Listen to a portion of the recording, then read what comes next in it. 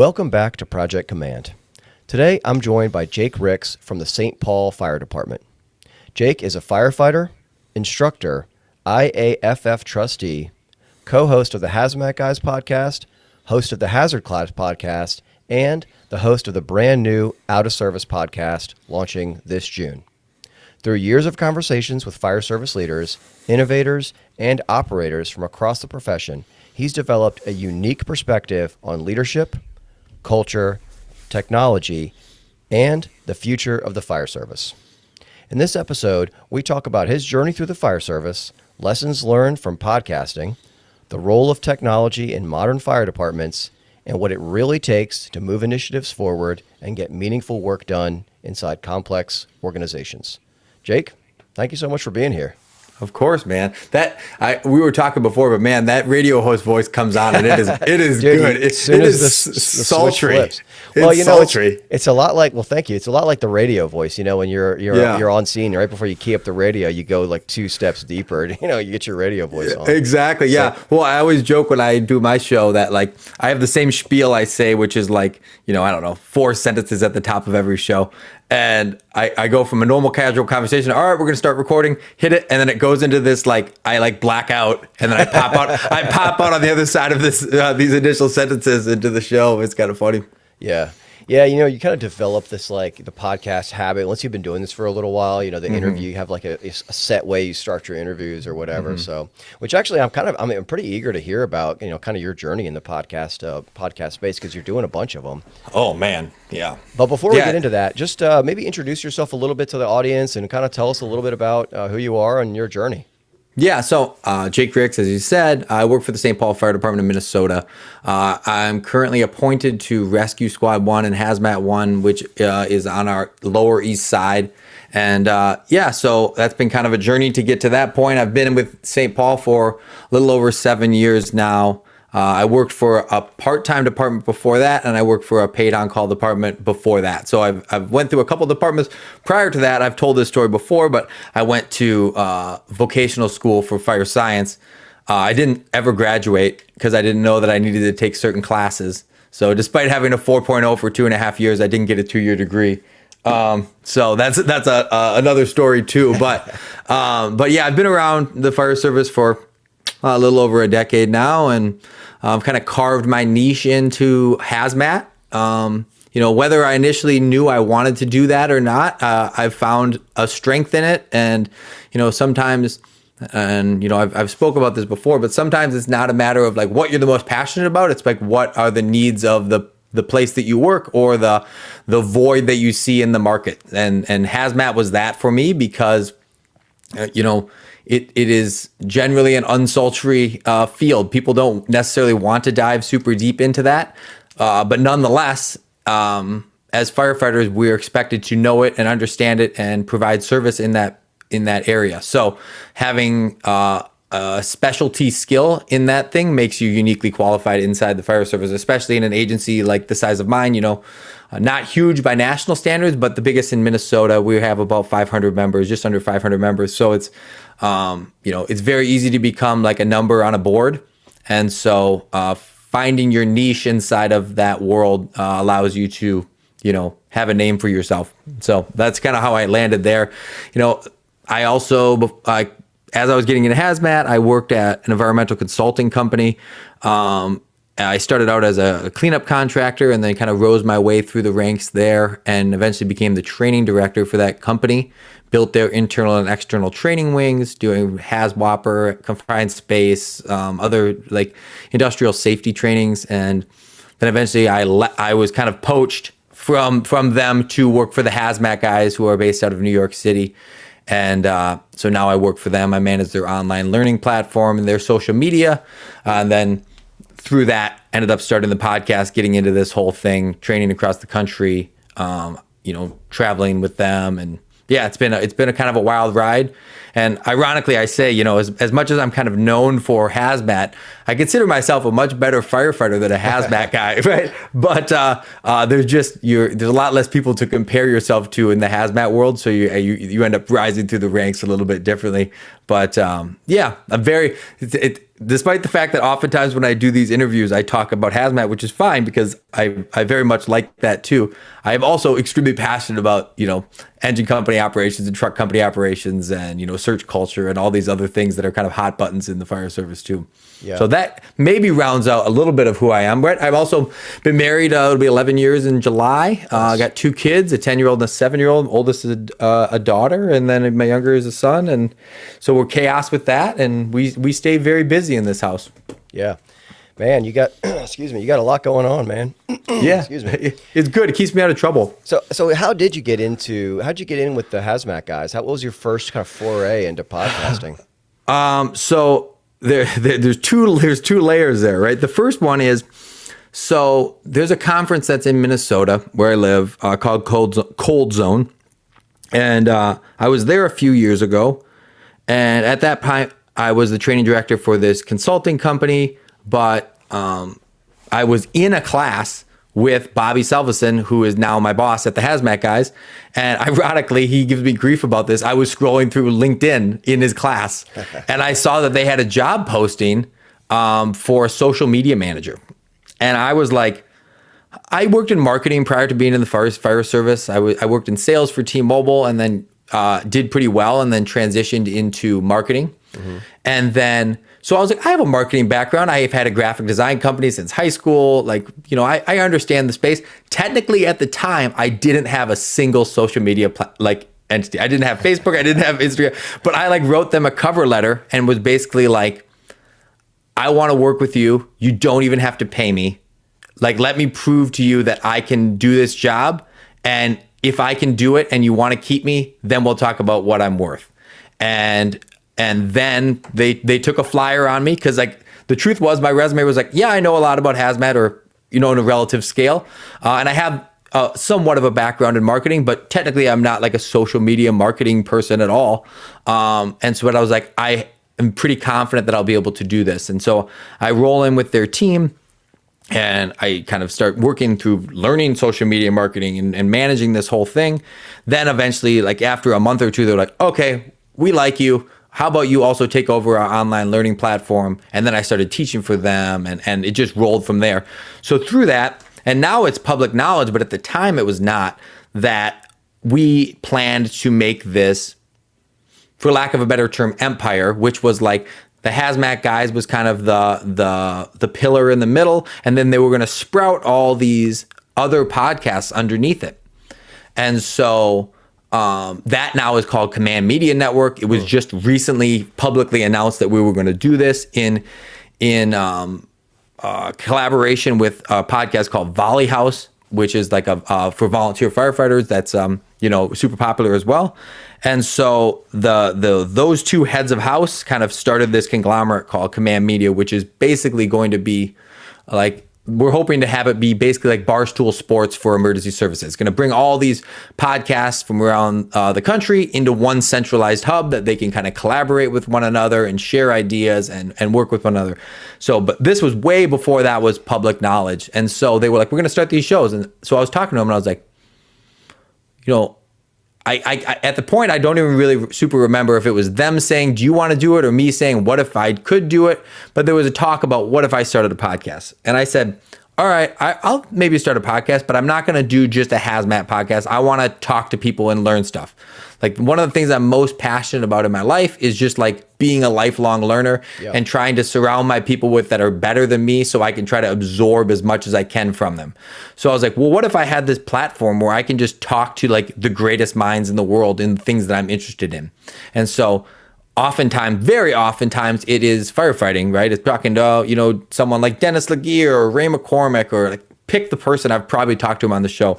But then it's also well, I want to live longer. I want to be healthy. So let's talk to a sleep specialist, and let's talk to a nutritionist, and let's talk to, and it was from the jump, I've always said hazard class is a selfish endeavor.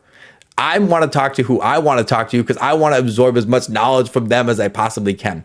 And so it really is if you look down the list of who have I talked to, it's well, who does Jake, the actual person, want to talk to? Because that is why I've talked to anyone. I've never, ever taken a guest that I didn't want to talk to, right? Mm-hmm. So it's been awesome. I like now it's a full-fledged business. We have sponsors and all the thing, but like even if the sponsors went away, even if the money went away, which isn't crazy, but like there's money to be had, I would still love doing it because I'm just given this opportunity. There's a catalyst to just talk to these great minds and have me in my, you know, the tagline of the show is ask stupid questions to smart people, right? And that's where I find myself. I try to put myself in this space with like, no question am I too good to ask. I'm going to sit in front of some of the best minds inside these fields, and I'm just going to pick their brain and see what I can absorb, and then hopefully the audience will absorb as well. And so that's been the show, and it's been a ride. And man, I've talked to like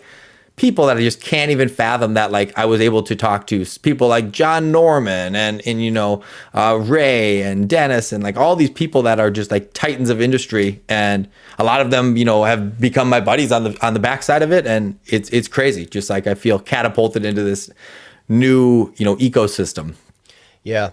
Man, Jake, that's so interesting. I really feel that, you know, and that's like something that you and I we were talking off camera. I guess it was last week or the week before that. And, you know, that's the really cool thing is like when you have a podcast, you have the ability to talk to people that otherwise you just probably wouldn't have had a chance to talk to. Not that they, you know, you and I were saying this, I think maybe it might have been you that said this. It's not that they wouldn't talk to you. It's just that, man, there's so many people out there that want to talk to Ray McCormick or Dennis Laguerre or whomever, you know, pick a person. Yeah. And having that podcast just gives you a great way to have conversations. But then the thing that I think makes your podcast so unique, and the reason that I really enjoyed listening to it and still enjoy listening to it, is I feel like you ask the question that I would ask. You know, it's like, man, this is what I want to know. And then that's the next question you ask. And I'm like, oh, yeah, well, there you go. That's what I wanted to ask them. And that was I would say if you listen to my show early on, or this week we released episode 70. And so, if you listen to the show early on, I was formulaic. I was like, I came in prepared. I had questions written down, and I'm going to ask this one and then this one. And through the process, I've discovered that, like, no, I'm going to come in knowledgeable and interested about the person that I'm talking to, or the subject matter that they are an expert in. And then I'm going to just like blank slate my mind, let them speak to me, and then ask all the questions that come up in my brain, right? And that has been the formula that I think has resonated with people, which is like, all right, what naturally pops up in my brain as the next logical question? And then we're going to go there. And if this takes us in a whole wild direction, then so be it. Awesome. You know, oftentimes the show will have this kind of story arc of like, well, tell me about, the first question is almost always why the fire service? And then we go from there. And then we went down huge tangents of like family history and you know, stuff like that. Or we went like, basically skipped over your whole career and just talked about leadership styles. Or it's like, I open with one question just about every single time for someone in the fire service. And then from there, it's like, who knows where we're going to go. And we just like ride the wave where it takes us. And it's been just a heck of a journey. And I feel very fortunate to have the opportunity to have the conversations I have. Yeah.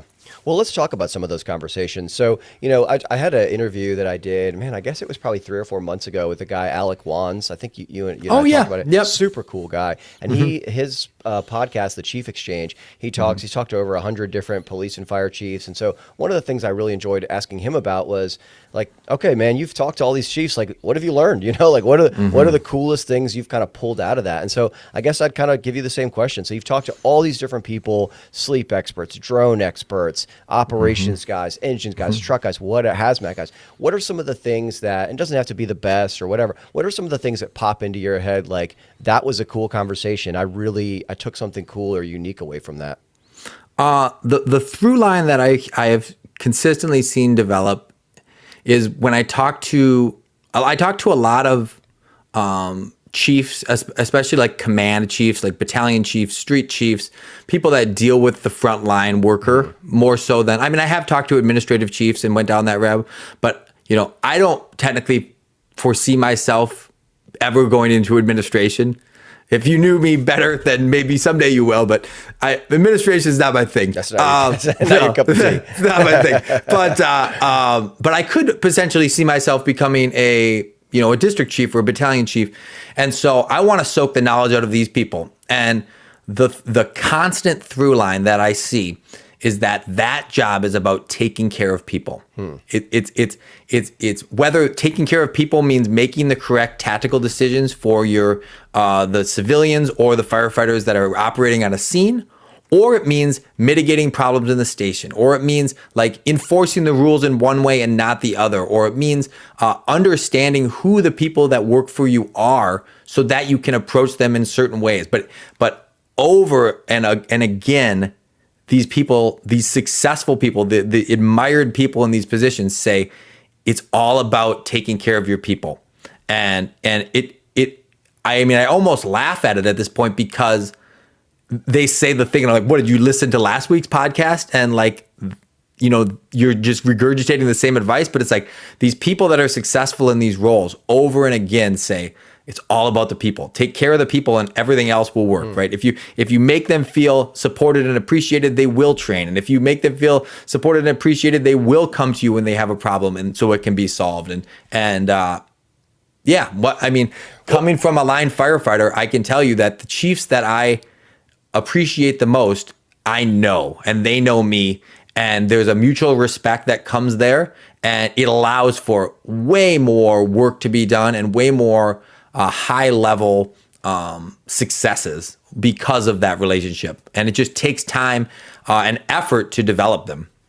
So let's unpack that a little bit, because I think, I feel like if you've been in the fire service for any period of time, you've heard something like that. Take care of your guys, look after the people, whatever, some variation of that. But I think a lot of times maybe we don't really dive into like, what does that mean at a granular level? So when we say take care of your people, what does that specifically mean to you? Like what are the actions that someone does that show you that they're taking care of their people?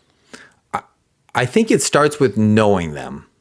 I think it starts with like, hey, how's your wife? How's your kids? Like for me to make, like, say I'm in that role, we're operating as a battalion chief. There's a different weight that comes to giving an order when you're giving that order to someone that you know their wife personally, or you know who they are and what makes them tick and what they do on their off days. Because now when I say, hey, we need you to ladder the second floor for a VEIS, that risk profile looks very different, because you're not just sending some guy, you're sending Jake, whose wife is Allison, and his kids are, it's like, that intimacy of understanding who the people that work for you are. There's a trust that falls inside of that, where without that kind of relationship, I don't think it can exist in the same way. And I think that the same thing goes as like, say, and this isn't a stretch, say I got in trouble, and like now you're my boss and I have to be disciplined. And that is the way that it has to happen, because you are my boss and I am your worker, and I have rules to follow, and if I don't follow them, I need to be talked to about them. But how do you approach that conversation when you're not looking at that person as a number on a chart, but you're looking at that as, hey, I know you, and I know that you want to do a good job, and you made a mistake, and we have to address that. But at the same time, I know that you're not evil and bad and malicious. You just made a mistake, and we need to address it, and we're going to overcome it. And I know that you want to do a good job, and I don't want to lance your whole career because of this small mistake. I know that we're going to work through it, and I'm invested in that because I'm invested in you, because we have a relationship. And I'm not saying that the next conversation that obviously happens is like, well, where's the line between that and fraternization, right? Is it appropriate and normal for that battalion chief to be like hanging out on the weekends at your house? And I would say maybe. It depends on if they can still do their duties in that role, right? If they're still able to supply discipline and feedback and operate in that capacity, then awesome. Have them be your best friend, have them over for dinner. But if that relationship interferes with their ability to do their job, then you maybe have crossed the line. But there is an intimacy that needs to happen. And that's what taking care of your guys means. It means that I know you, and every decision I make in regards to you is going to be informed by who you are and who I am and that relationship. Yeah. It's interesting you talked about discipline. I think sometimes, and it doesn't always feel this way, but I think discipline is a sign that somebody really cares about you. And I know what I mean by that is I had my last assignment when I was in operations before I got promoted, I was a lieutenant on Engine Company 10. And we had, probably one of the most well-respected battalion chiefs in our fire department. His name is Scooter Southall, and that's what everybody calls him, Scooter. And he, like, if you mess up, he's going to come find you. He's going to come talk to you. But it's because he expects a lot from you. He's like, look, you're going to perform at a high level. We are going to perform at a high level. And if I see you do something that's not at that level for whatever reason, like, I'm going to come find you and we're going to talk about it because I know you can do better. I know that's not you. I expect you to be here. And if you're not here, like, I'm going to come figure out why. And I think that really shows an investment, because I think sometimes, it can be easy when you're in a leadership role to just kind of be like, well, he's a good employee. I'm going to let that go. And, maybe I won't make a big issue out of that this time or whatever. But when someone does, follow up and they're like, look, I know who you are and that's not you. Like, we need to dig into this. It shows that they're really invested in you. I mean, they've taken the time to actually invest in you, and you respect them because, they're going to do their job. You know what to expect. And I think consistency makes people, that consistency is a sense of security in a way. For sure. And I think you bring up a great point there, which is that, like, I think we have to augment or at least acknowledge that there's been a shift in what love and kindness is in the world, right? Like, because I would argue that, like, it's not loving to allow someone to be incompetent. That's right. It's not kind to allow that, right? It's loving and kind to hold them accountable and give them all your time and energy into allowing them and helping them to become better and overcome the challenge. But, like, in a world where we want to be more sensitive and more accepting and more, like, all these positive traits, we also have to say, like, well, there is a definitive standard. There is a good and a bad. There is a dangerous and unsafe, or a safe and unsafe. And so if someone's not holding that standard, it's not kind and loving to just allow them to do that, which could eventually mean grave harm to them or someone else. Yeah. What it's kind and loving is to hold them accountable and give them the tools. So it's not just saying, hey, you messed up. You flooded the saw, whatever the thing is. But it's like, all right, what are we going to do collaboratively to make sure that this never happens again? You're not on your own. I'm not throwing you off to, like, the deserted island and we're going to all make fun of you. We're not pushing you out of the tribe, but this is not acceptable. We have to solve this problem. How can we solve this problem together? Do we need to go over the tool 20 times a day? Do we need to, like, do spot checks? What do we need to do to make sure that this never happens again? And that should be a collaborative conversation. And that's where a leader shines, when nobody on their crew, nobody under their purview has a problem that's not also my problem. It's like, hey, you can't deploy a line effectively. We have a problem, not you have a problem, because it's my responsibility that you can do this task. So yep.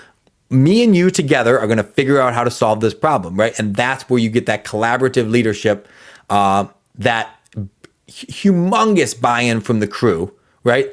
Anyone that works underneath a leader that operates in that fashion is like, that person, like, we will charge the gates of hell together, because I know that I'm never going to be cast away because of a mistake I made.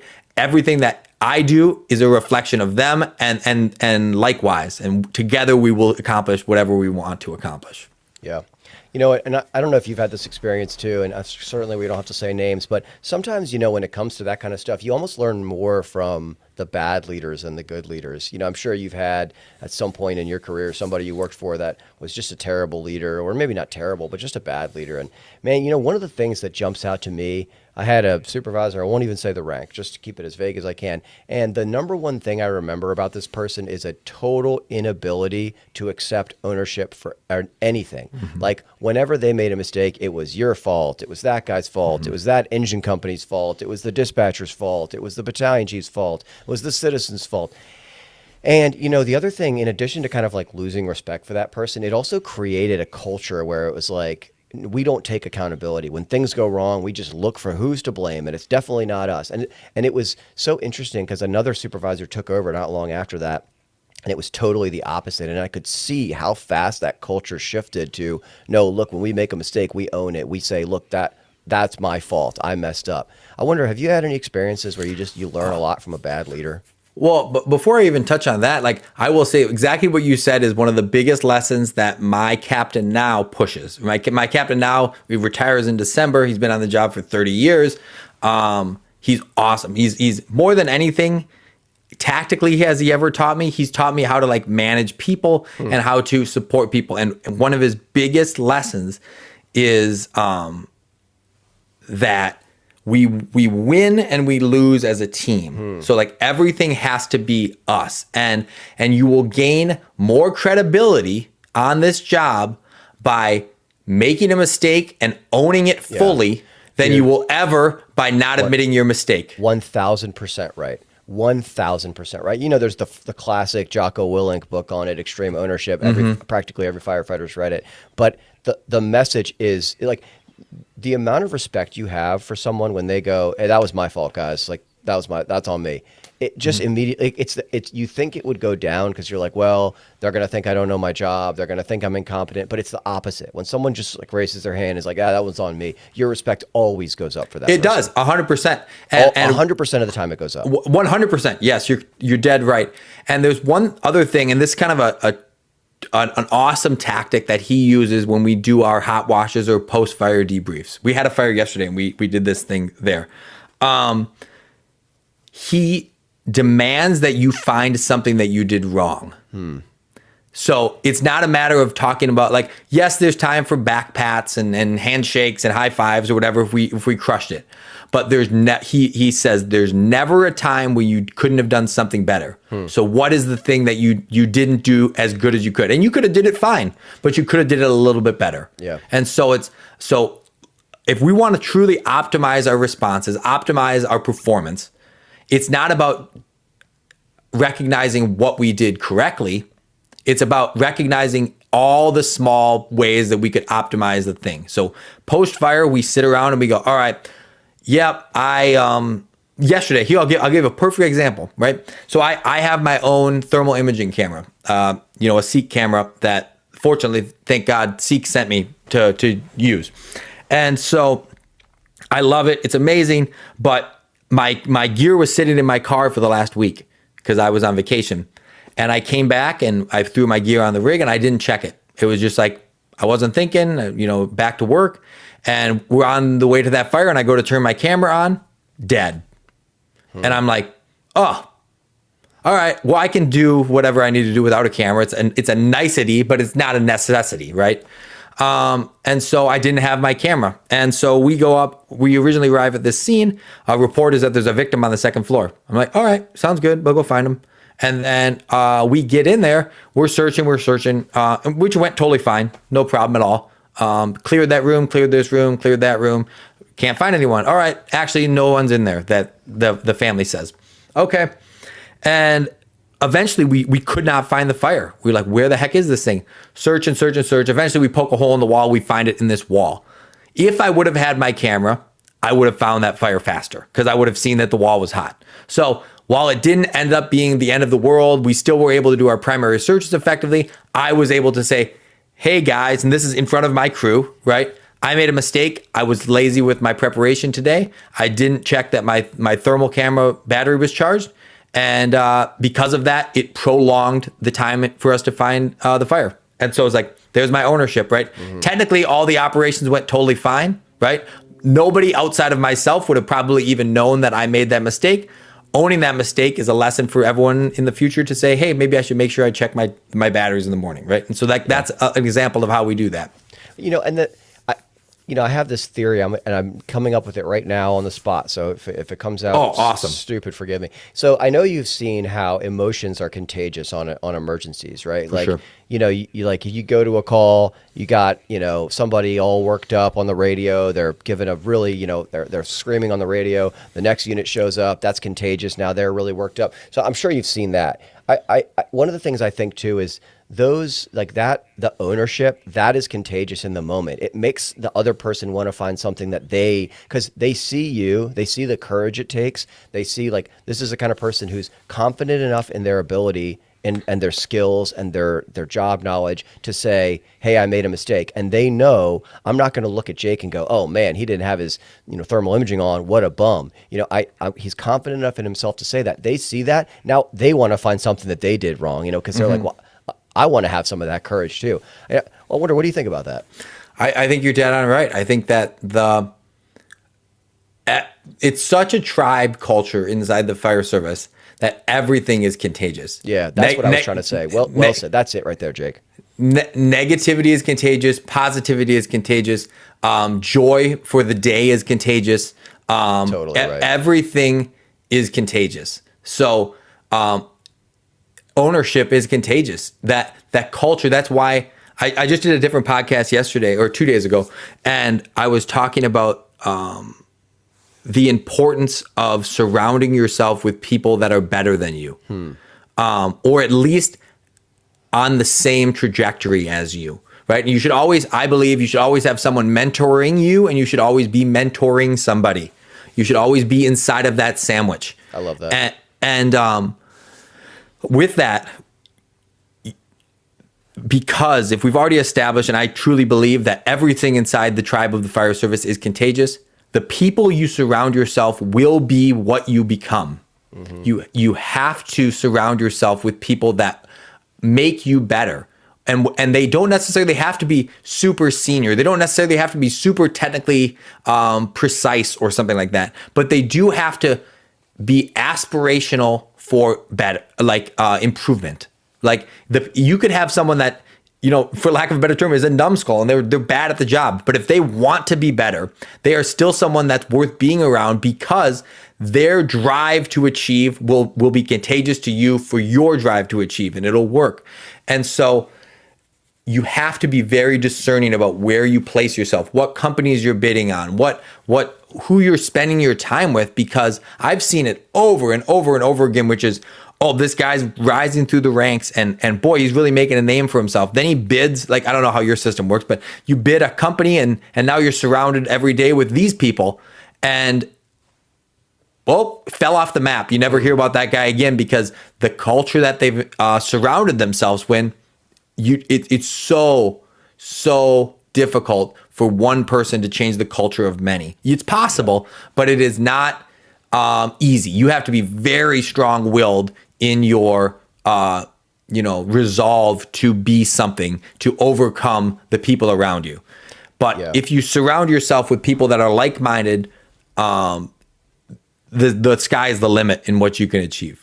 There's an expression. It's basically what you just said. Show me your friends, and I'll show you your future. You ever heard that? Yes, and it's dead true, and I think it's especially true inside of the fire service because of the hive mind and the tribe. Because other workplaces are splintered, right? There's like, oh, those guys work over here and these guys work over there, and what they do doesn't really affect us, or whatever the thing might be. But in the fire service, whenever you trap people inside of a station for a certain period of time, the gravitas of the air in the room shift as one big group, right? This is totally right. And I'm sure there's a ton of psychology behind why, but the bottom line is that's totally true. Well, Jake, let me switch gears here, because there's something else I wanted to talk to you about. I've had this question a lot, and probably you have too. People ask, like, what's it like to start a podcast, especially a firefighter podcast? Because there's a whole lot that goes into being a firefighter with a podcast, interviewing other firefighters, reaching out to other firefighters, marketing yourself, coming up with stuff to talk about, putting yourself and your department on the line. Like, what is, just talk, and I'll leave this as broad as I can, and then just go wherever you want with it. If somebody was interested in starting a podcast and they came to you and they were like, hey, mentor me, I want to start a podcast, what kinds of things would you talk to them about? Well, first off, you have to make an assessment of your relationship with your department, right? Where is your standing on that department? What's your relationship look like, the upper administration? Like for me, when I went to start a podcast, one of my first calls was to our third in command chief. Hey, that you run basically we jokingly call him the HR chief, but he's the administrative personnel chief. And I said, hey, I've been asked to start this podcast. Is this a thing that's allowable? Right? What are the rules that go around this? Because, the last thing I wanted was to, do this thing and love it, but then also like have it affect my actual livelihood, right? And my career, which, ultimately, if I had to choose between the fire service and my podcast, it wouldn't be a thought at all, right? I would stay at my job and I would stop doing the show. So it's that was the first stop, which was, and basically what my chief said, which is definitely not a blanket, policy by any means, but he basically said, you're accountable for your actions, both on and off duty. So anything that's recorded on these shows, you're accountable to. So if you wouldn't be willing to say it in public, you shouldn't say it on your show. And he said, I trust you. I know that you'll make good decisions and if you ever have a question, you can always contact me and run it past me. But, otherwise I think you're good to go as long as you understand that you're accountable to the things you say. And so I toe that line. I mean, not that I'm not a very political person in general, but like obviously the biggest things you could do is like step in the political water, step in like, talking religion or some crazy thing. That's like, as long as you stay on the fire service, you can be controversial. Like, not that I really necessarily would consider myself controversial, but you can be as controversial as you want inside the fire service. And you're not really, it's just an opinion, right? But if you start getting at things that, someone might complain about, then you might be in hot water. But so that's like the first one, which is just like is it okay to even do this? And I think that is a hurdle that everyone needs to, you don't want to like be a surprise to your chief. You never want to be a surprise. So the next step is like, well, what do I want to talk about? Do I want to have, what's my niche, right? What is, like, there's a lot of different shows and you have to have some sort of differentiator that makes your show worth listening to when there's 100 other shows to listen to, right? Mm-hmm. And so, like for Hazard Class, like I found my differentiator to be like talking about people, right? Like very often like when I look across the landscape of fire service podcasts, we focus on tactics and procedures and and which is totally fine. I talk about that too, but I also want to know, pick the person. It's like, why are you this person? What motivates you to care? And I want to dig that next layer deep out of some of these fire service personalities, because it's not enough to just say, oh, awesome, you're super great at pulling hose lines or designing hose and nozzle packages. But why do you care so much? And why should I care? Right. And that's the next layer deep that I tried to be the differentiator inside of Hazard Class. And also Hazard Class is a variety podcast, right? It's like, I've also interviewed like a Bigfoot hunter, and I've also interviewed like the top Roman gladiator expert in the world, because why? I want to talk to them, and I've already established that this is a selfish endeavor, right? So it's like, I'm actually going to go listen to those episodes. Yeah. That actually sounds great. And I feel, just real quick, I don't want to get you off topic. I honestly feel like I'm getting permission to do some more wide-ranging interviews right here. Sorry, go ahead, man. Yeah, and I even kind of acknowledge that. I'm like, yep, this is a podcast for first responders. I wanted to talk to this guy. That's cool. I don't care. I know I've talked to enough firefighters. I've traveled the country and spoke to enough people. Very often we have very similar minds and interests. So I think I am the everyman, right? I am Jake, right? If to use East Coast lingo, right? Like I am the everyman. So if I'm interested in it, there's probably going to be a decent contingent that's interested in it too. So I feel complete latitude to talk to anyone, right? So good for you, man. That's so cool. Yeah. So going back to my advice, right? The advice is you have to have a niche. You have to have some reason why someone would listen to your show versus another show. So don't just think you'll find it. You need to like establish some of these things before you start the show, right? Mm-hmm. They say, I think 90% of podcasts don't make it past episode 10. I think that's the statistic. And if you make it past episode 100, you're in the top 1% of podcasts of all time. I think, because A lot of people start it, but then they don't have a vision, so then they stop it. Yeah. The next advice I would give people, you have to figure out a platform to use, right? There's like, you can use Zoom, we use a whole different crazy system to do hazard class, which is like Ninja and OBS and this whole like stuff that I learned through Bobby Selvison and Mike Monaco from the HazMat guys, which is what they kind of pioneered a way to do it. But you have to figure out how you're going to record it. Are you going to do it in person? Are you going to do it online? Right. So that's a thing. And then you have to think about, well, we need to pick a name. We have to establish all of our social media channels. We have to make sure that that name is not used for another podcast already or something in the space. Right. So there's all this kind of pre-work to do before it. And then you have to start booking guests. I mean, you don't have to necessarily have a guest. There's podcasts that don't have guests. It's just like a free-form conversation between two people, a co-host and co-host, or maybe it's just a rambling podcast, which is like one person talking. That's totally fine too. But you need to make all those decisions prior to episode 1.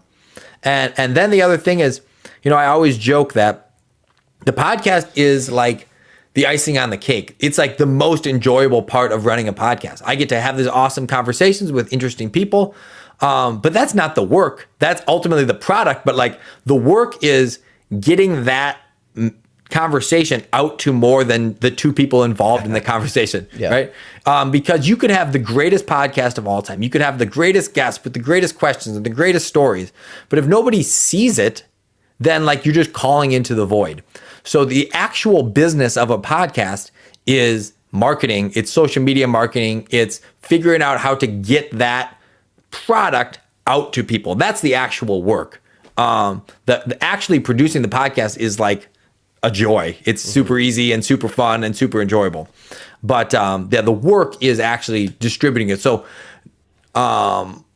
you need to understand that going into that, like the podcast, actually filming the podcast, doing the interviews, doing the prep, like that's super enjoyable. The work is everything else. I mean, I think that would at least get you off the ground in terms of being a podcast host, right? You got to get some equipment. That's relatively easy. A couple Google searches, you can figure out what that'll work. But yeah, it's very accessible. And I like I was talking, Command Media, this conglomerate that we're starting, like one of the things of that Command Media Network is like encouraging people to start podcasts. Basically like, hey, do you have a good concept?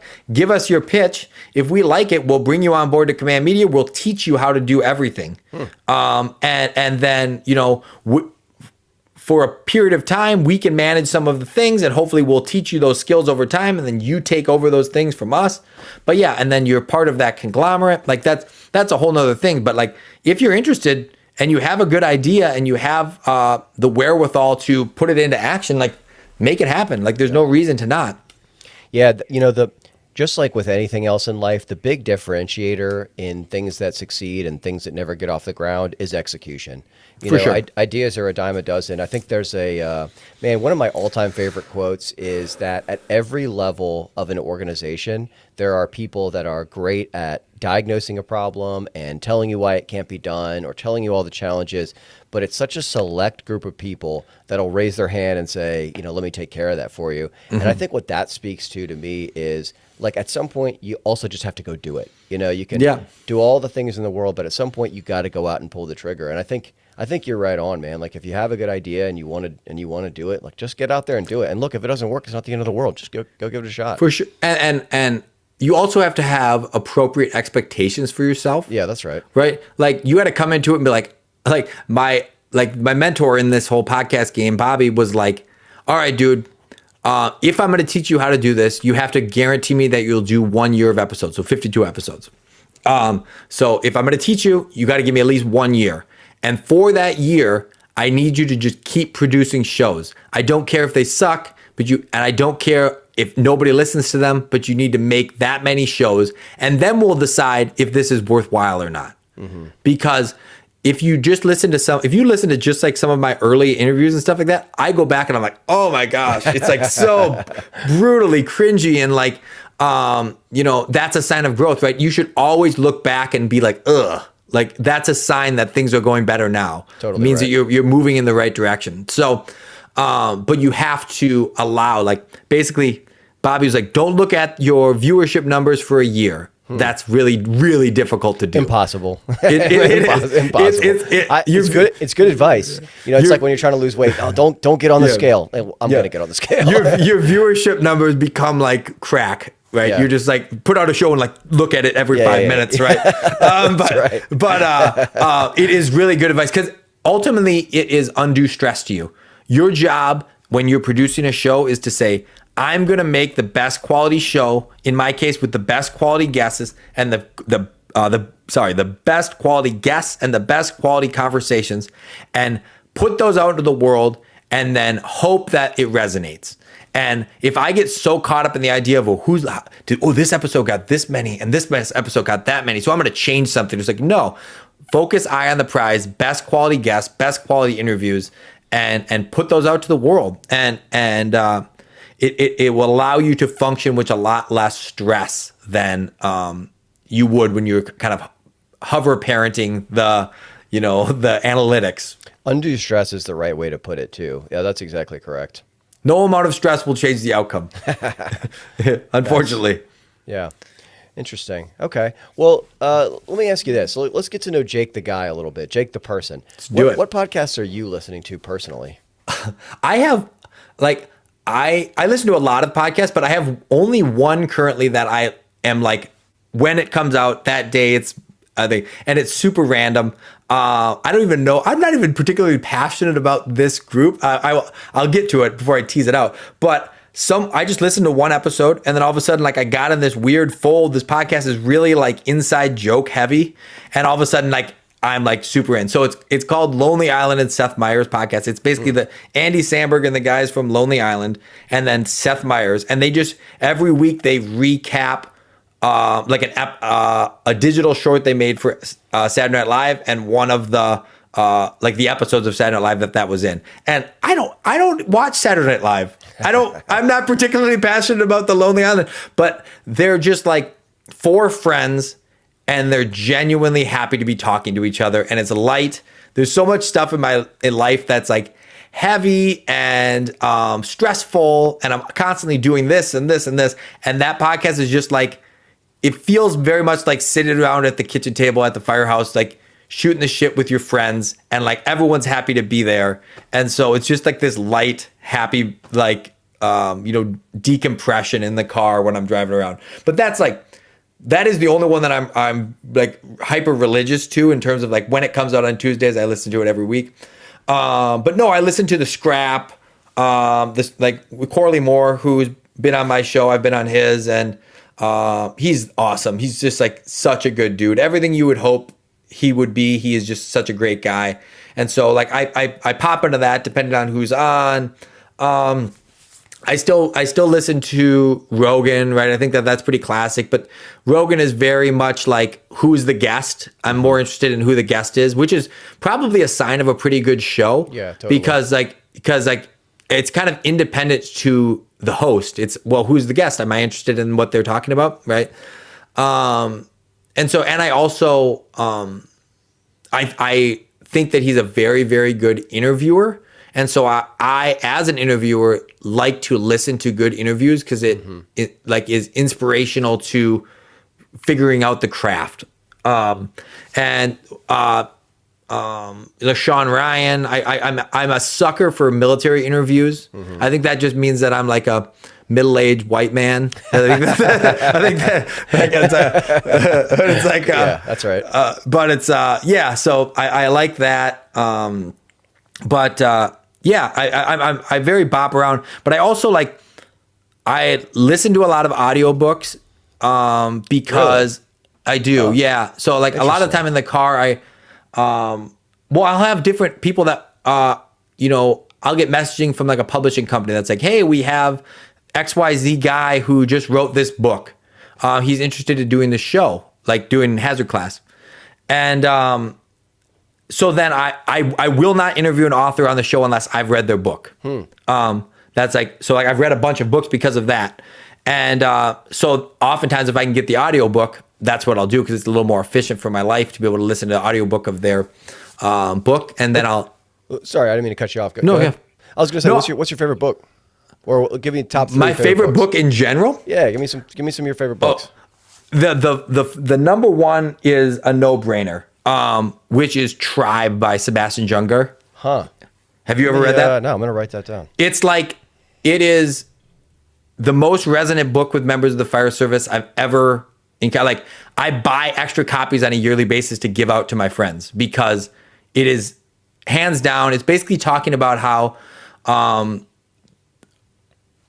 how culture developed over time and how these tribes of these groups and basically like being in the fold or out of the fold and how to but it's also like the actual through line of the book is talking about PTSD and how PTSD rates have increased because we no longer have the kinship of a tribe the way that we used to. Interesting. And it's like just over 100 pages. I literally have read it multiple times, but the first time I read it, I literally read it in one sitting on a flight from Seattle to Minnesota. Like, so it's so good. Sebastian Junger, Tribe. I'll order it today. You got me sold. Yeah, for sure. You'll have to let me know how you like it because I love it. Anytime I have this conversation, I say Tribe. You have to read Tribe. Mm-hmm. It was a recommendation from a mentor of mine, and he hit the nail on the head. You know who Sebastian Junger is? Have you ever heard that name? He is a filmmaker. He was an investigative journalist. He did the movie Restrepo, which is about like Afghanistan. Like he embedded with an army unit in Afghanistan. It's a really good movie. Restrepo won like tons of awards. But yeah, he wrote that book as well. Let's go. The Mission, the Men, and Me by Pete Blabber. You ever heard of that? Mm-hmm. Pete Blabber. I'm getting lots of great recommendations. I'm always looking for a new book. The Mission, the Men, and Me. He was a Delta Force commander for his entire career, and it's just about managing people and how to accomplish tasks. That is the mindset, right? First, we accomplish the mission, we take care of the men, and then I think about myself, and that's how a leader should lead. Sounds great. And so the Mission Men, he ironically just did a 12.5-hour long interview with Sean Ryan. Oh my God, dude! What? 12 and a half. I laughed out loud when I saw the thing. This is one of my. Well, he takes breaks to go like four-wheeling. It was like shooting guns. And it was like a multiple day, different cool. outfits. But this is one of my biggest regrets in podcasting thus far. I had Pete Blabber booked on my show, and he was going to come on. We talked, and then somehow it fell to the wayside. I didn't send him the information fast enough, and then we lost contact. And then now he did Sean Ryan. There's no way I'll get him now. It's like I'm like no, that hurts. That hurts. It hurt, yeah. Or another one in that same vein. I know I'm tangenting, but that's how my brain works. The guy that the Ibogaine for America guys.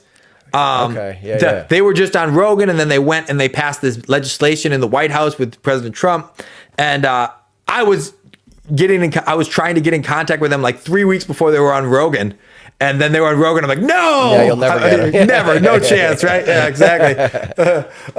But let me think. Ironically, I think this might be the exact same list I gave when I talked on the Weekly Scrap, but they are my favorite books. There's another book called The Arrow Pointing to Heaven. And this one's like where you'll really get to know me, which is it's about a Christian music artist named Rich Mullins, who is he was one of the most prolific Christian music artists of all time, but he was also like a horrible alcoholic. And so he was this dichotomy. He called himself a ragamuffin Christian, and because he was always this like damaged kind of outcast, but he also like was this really devout Christian. So how does this exist where you could be this damaged and hurting and outside of the norm for a Christian music artist, but then still producing this amazing work and having these great writings come out. So it's about his life story and his view of the world. He tragically died in a car accident. He died in a car accident, when he was relatively young. But it was written retrospectively about his life, and it's super good, super duper good. Dude, those are some great ones. Can I tell you what your next favorite book is? This is my all-time favorite. Same as the first one, Tribe. I recommend it to everyone. The author's got kind of an unfortunate last name. So the book's called Range by David Epstein. No relation to the other Epstein. Damn, pretty unfortunate name to have these days. Honestly, right? Yeah. It was just, it must have the Hitler clan probably took up a hard hit in the early that's another 1800s. unfortunate one. Yeah, but dude, this is I've recommended it to so many people. It's honestly one of the best books I've ever read in my life. In fact, what's it called again? It's called Range. And so basically it talks about how, the world is hyper specialized and, we're always encouraged specialize. But the book is basically like how generalists win in a world of specialization. Oh, and interesting. I think firefighters really resonate with that because firefighters are almost definitionally generalists. Like we're good at a lot of things. And, like yourself, you'll have one or two things that you go deep on, like HazMat or, rescue operations or whatever. But by and large, you're just kind of a generalist. You know a little bit about HVAC, a little bit about electricity, electrician stuff. And so a lot about, a little about a lot. And this book talks about all the benefits of having range versus depth. And I don't know, man, it really spoke to me because I always saw myself that way. And this book presents it not as like, oh, you're the jack of all trades, master of none. But it talks about how there is actually a tremendous amount of value in that range and how like a lot of, some of the most impressive geniuses that ever lived, excuse me, were generalists. And so in any case, I think you'd really like it. Yeah, I wrote it down. I'll definitely read it. Yeah, I think that one of the interesting things about that way of being, right, being a generalist is that it almost is kind of like all boats rise with the tide because as you have these individual, like small depth knowledges on all these different topics, they find themselves interweaving with one another. And then all of a sudden you become better and better at each one of them. Honestly, it's like you've read the book. That's that perfect. That's honestly perfectly said, Jake. And you really you learn something in one domain and it's something that translates perfectly into another domain, but it's an idea. It's almost like, I think in the book they describe it as, imagine you have these parallel trenches of expertise. And sometimes people just stay in their trench and they never look up and see, hey, what's going on in the trench right next to me? And, the solution to your problem could very well be in the trench right next to you, but we all kind of get stuck in our specialization trench. And it's such an incredible book. And one of the opening vignette, I guess you could say, is they talk about how there are certain jobs where being a specialist is really valuable, but they talk about sort of the Tiger Woods versus Federer example and how Tiger Woods, from the age of 1 or whatever it was, is hitting golf balls over and over and over again, and that's largely okay because golf courses are pretty similar time and time again. But with Federer, he did karate, and I'm making out some of the details here, but he did karate and soccer and all these other things, and then eventually got to tennis. But all those skills kind of amalgamated to make him this incredible tennis player. And it wasn't his, specialization in, playing tennis from the age of 2. It was this variation he had, and all these experiences came together to create this sort of perfect symbiosis of skills. Yeah. The other book that actually, if I'm going to give you an actual personal recommendation, you should check out. There's this. I just had the author on the podcast, and the book was awesome. And I'm actually having one of the characters from the book on the show. I'm recording it in a couple of days. It's called No One's Coming by Kevin Hazard, and it's about the first Americans to contract Ebola during the 2014 Ebola outbreak in East Africa, and the people that went to rescue them. They had to figure out how the heck they were going to do that. They had to figure out the ethics of whether bringing Ebola back to the United States was worthwhile. And all the technical figuring out how the heck to make this happen. And it's told from all these different perspectives of the pilots and the doctors and the nurses and the people in country dealing with the sick people. And it's like... What's the name of it? No One's Coming. Okay, let me write that down. And so on Monday, I am interviewing one of the doctors that was actually the people doing the flight. So I was able through Kevin connect up with the actual, because I was reading, I was like, oh, I'm excited to talk to Kevin about how he crafted the story. It has a very interesting way it's written. It's really short chapters. So it's this person's perspective for 20 minutes. And then all of a sudden it's this person's perspective for 15 minutes. It's a two page chapter and then a 5-page chapter. And so there's You know, it might be a 300-page book, but it has like 75 chapters. I actually love that. It's so fast paced, and it's just like you can't put the thing down. I was listening to the audiobook, and I literally like was sitting in my driveway in my car, like listening to it because I couldn't stop. My wife like opens the door, like, "What are you doing?" I'm like, well, I'm almost done with this chapter, right? It's a work call. I can't come in. Yeah, yet. exactly. Yeah, but it's super good. It's super interesting, and it's super relevant to my lane of expertise inside of HazMat. Right, this Ebola outbreak. Obviously, we would be deeply involved with that, unfortunately, if it came to stateside again. But now it's also super relevant because we have an actual Ebola outbreak in the world again. Yeah. And so super fascinating, super good storytelling. And it was maybe not something that's going to change your life in terms of some sort of practical advice, which is where I normally fall in my reading a lot of the times. But super duper entertaining and shocking what they were able to accomplish. Yeah, man, that's so cool. And yeah, man, I feel like that kind of stuff, that's evergreen, even if there wasn't an Ebola outbreak. I mean, the lessons you can take from something like that, I mean, you can apply that. I mean, that's so applicable. Now we've got Hanta or whatever the new thing is. I was joking with Kevin on the podcast that, like, man, you guys really went for it with this guerrilla marketing campaign of starting this Ebola outbreak again. It's a bold move. It is, yeah. We'll see how it pans out. Well, let me ask you this, and I do want to be respectful of your time, but this is something I was really eager to talk to you about, which is AI, and like, man, I'll admit to you, Jake, I'm kind of at a crossroads with AI because. And I know this was supposed to be me asking you a question, but now I'm going to go on a soapbox. No, go for it. Love it. So, I love AI. I use it a lot. I use it all the time for a myriad of different things. Yeah, but me too. I'm really starting to wonder about, like, I don't know if ethics is the right word, but like, is it a good thing? Is it a bad thing? Like, does it even matter? Because, like, whatever you think about it, it's here, and there's absolutely nothing you can do about it. And I don't know, with all these data centers going up, I just wonder, like, and I'll leave this very, very broad. What do you think about AI? And then, a little bit about what you're using it for. You are correct. That is a very broad question. AI. So first off, I've kind of already alluded to it. I use it all day. It's part of my workflow and just about everything I do. Yep. The key is that AI has to be a tool and not a creation device, right? It has to be a tool to edit the work that you do, to consolidate the workflow. Like a perfect example, we use an AI transcribing tool for the podcast, right? I could technically listen to the show and type it out. There's no more value to me doing that versus AI doing that, right? But now, this last week, I wrote an article for Firehouse Magazine. I could have just said, AI, write me an article. That's ethically problematic, and the product produced would be likely objectively worse, depending on what people think of my writing. Maybe it would be better, but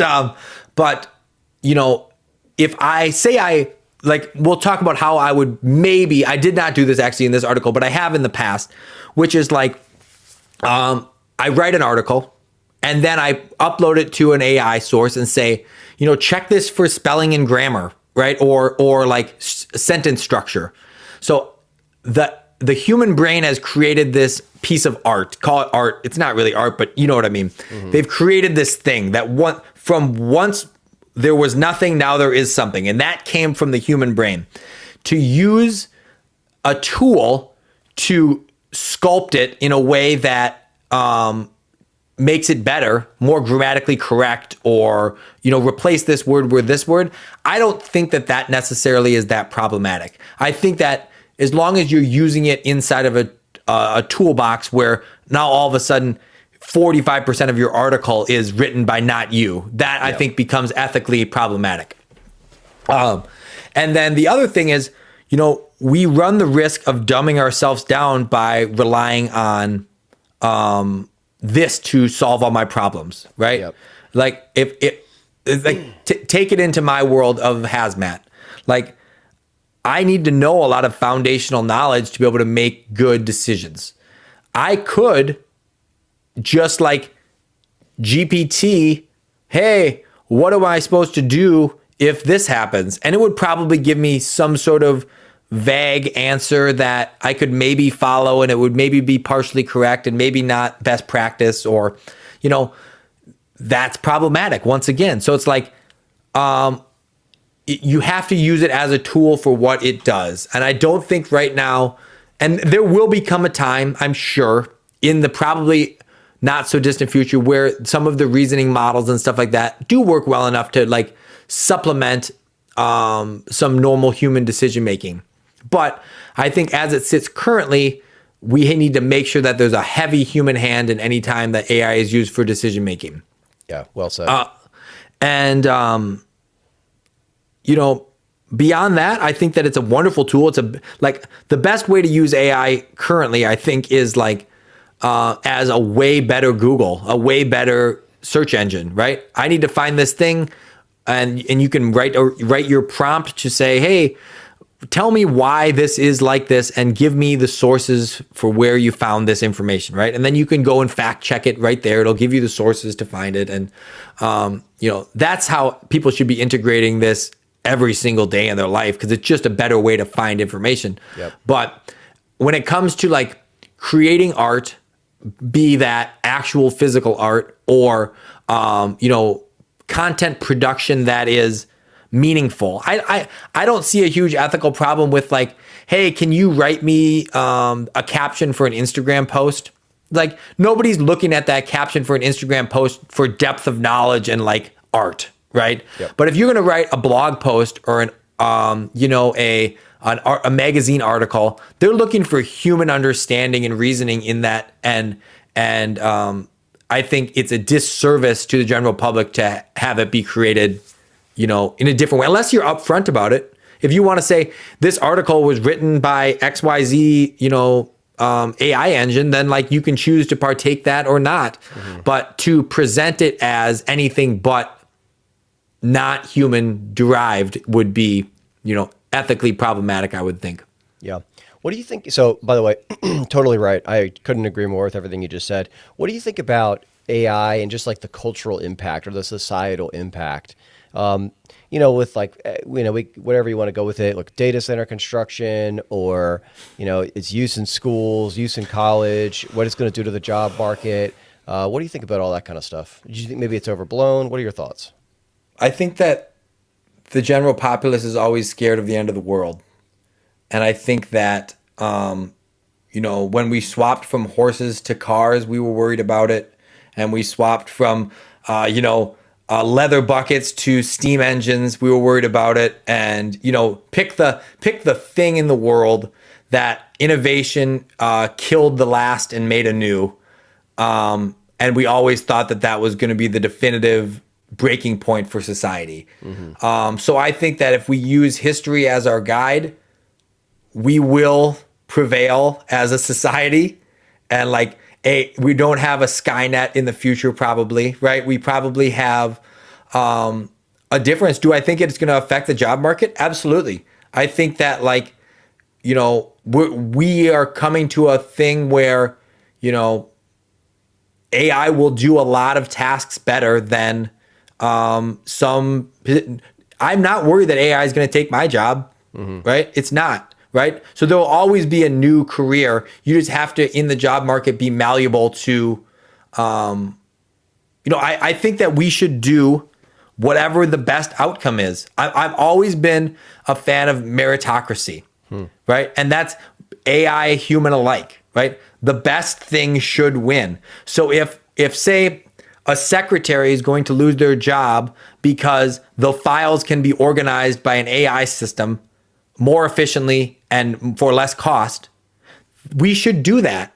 But like it would be silly for us to say, whoa, we're not going to use this better system because Karen needs a job, right? That's inefficient. Like first off, we're wasting Karen's life because she's providing a resource that no one needs, right? So awesome. Let's transition her to a new role doing a thing that only a human can do. I don't know exactly how all of that happens systematically, but I don't think it's going to be like a light switch where all of a sudden, 100,000 people lose their job overnight or something. Mm-hmm. But I think if you look at a lot of these futurists, they they see that this is the inevitable future. So we need to start thinking, if you are in a job that's potentially impacted, you have to start thinking about, how am I going to make myself exceptionally relevant, despite the fact that the job market and the future is changing? Because it's not going to not. Efficiency will always find the way. Water will always find the path of least resistance. So will money and the job market and technology. So whatever is best and most efficient and less cost will win. So you just have to make sure that you're not, the town in the way of the impending flood. Yeah, very well put. I love that. Nice.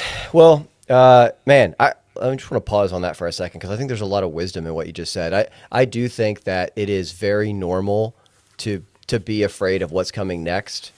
And I think that, one of the things that I've noticed about AI is I think it's amazing. I think that it always ends up being somewhere in the middle. Like, it's not as bad as people say it is, and it's not as good as people say it is. One of the things that I've been very interested in, and I had an AI guy on my show some time ago. I'm sure you probably had an AI person at some point. One of the things that I asked them about is, I feel like I have noticed that technically, like the app, the functionality, and I'll just take ChatGPT for example, the app, the functionality, the hallucinations have gotten better, but the quality of output has gotten worse.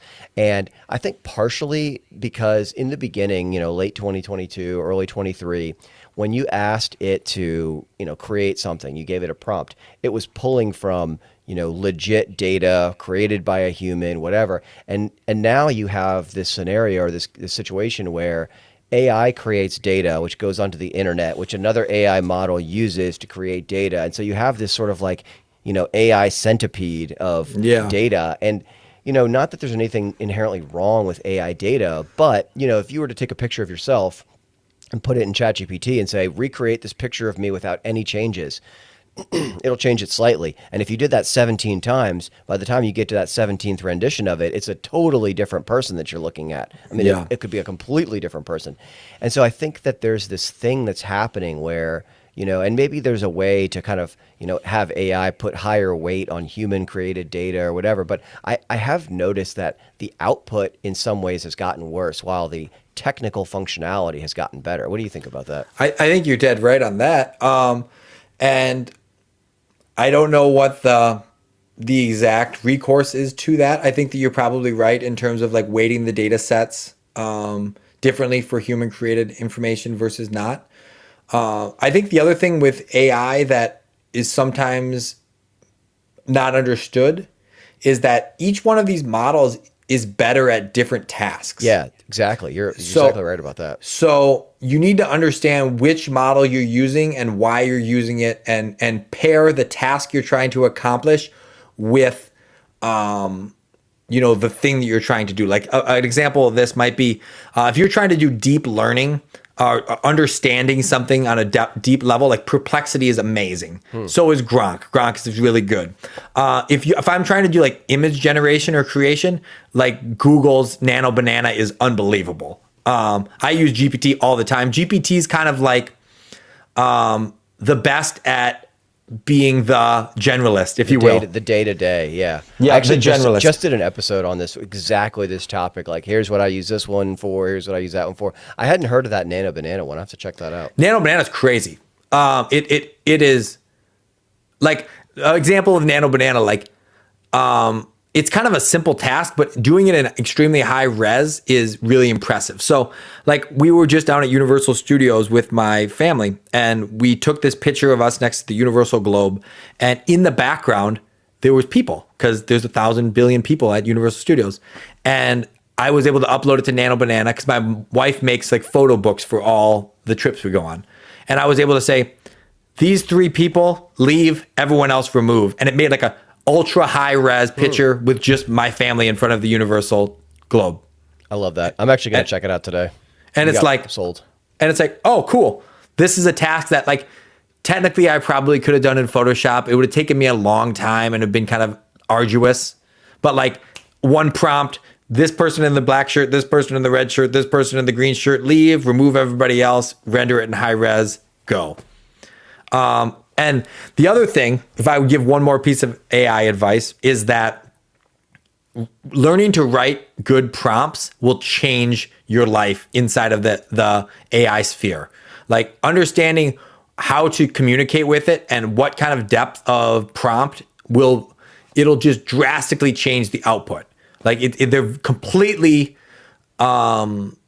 equal to one another. If you're good at writing prompts, the quality of the output will be just as good. And you know what? Sorry, I didn't mean to cut you off. Go ahead. No, I was going to say, so it takes time and takes effort to learn how to prompt write.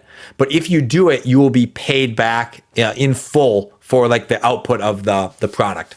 You know what? Yeah, that's totally, dude, you're totally right. And you know what I like to do kind of in that same vein is like have it create the prompt with you. So, like say, hey, I'm trying to put together a table analyzing, different EMS models at different fire departments. Ask me, no more than 10 questions to create this prompt. And it'll say, how many fields do you want? I don't know, let's say 50. Like, do you want to know if it's volunteer or career? Yes, that's important. And then have it kind of help you and then say, all right, now create the perfect prompt. And then you read it, then you give that prompt back to it. You're dead on. You're dead on. And it feels weird because it created the prompt that you're then giving to it. But, it's almost like this other trick, which is where you say, hey, I need you to create this. Tell me how you're going to do it. And then force it to explain itself first. Because a lot of times they're predictive models or they just try to figure out the next word in the sentence. So if you force it to come up with its entire process on the front end, you can review it and then give it back to it. And it's this totally different level of output. Yeah, and that's one of the biggest hacks that you just brought up, and I was like, I couldn't help but have a big old smile when you were saying it because like, yes, you're totally doing it right. Which is having it create its own prompts is like a game-changing thing, and then the interview style creation also works extremely well. So like that's something I do when I do lesson plan creation, right? And this is a kind of a perfect melding between the human brain and AI, how you can utilize it. So like when I make a lesson plan for teaching, say a HazMat drill, a 90-minute HazMat drill, I would give it a prompt that says something along the lines of, I'm looking to create a 90-minute HazMat, in-person HazMat drill. Give me a series of interview questions, one at a time, to ultimately create what I'm looking for. And so that you just have a conversation with it. How many people do you expect to be there? 20. What level of expertise do they have? They're technicians. And you go down the line and you answer 25 questions and it spits it out. All the thought processes of, well, what's the scenario going to be? What are the chemicals going to be? Whatever the thing is, that's coming from my brain. Right. All it's doing is formulating it into that format. So it's still ethically like a human created product. It's just being compiled by this other system. So like, it's a beautiful way to integrate like real human creation with AI to make a new product that's way more. I mean, it would be like making a 90-minute lesson plan before AI was like, a couple hour process probably to write it out and formulate it in Word and all the thing. Now you could do it in 15 minutes and it's a better product on the back end. And like the other way, I actually was going to teach a class at IAFC Baltimore last year about this, which is how to use it in education. But like, it has drastically changed the way to do HazMat in particular because, everyone always wants to do ammonia and chlorine because those are like the biggest chemicals in production. But you can go, all right, I'm looking to teach a flammable liquids class. Give me 20 flammable liquids that are atypical and have interesting properties. Here's your list. All right, I see number 16 is methyl ethyl ketone. Click that one, add that to the list. Now we have a unique scenario using a chemical that's not your everyday chemical with a unique property, which is XYZ. And it's like, wow, we just made this lesson plan way better. And it was easier to do than ever before. Yeah.